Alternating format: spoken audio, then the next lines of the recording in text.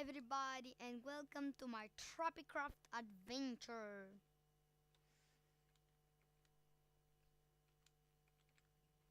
Tropicraft with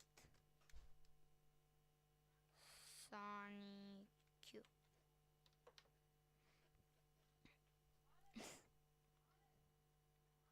Tropicraft.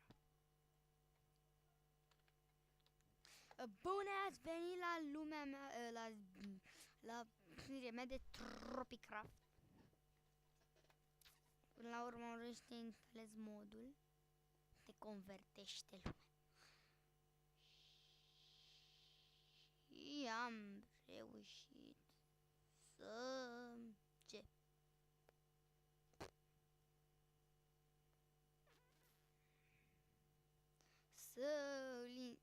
să repar problema.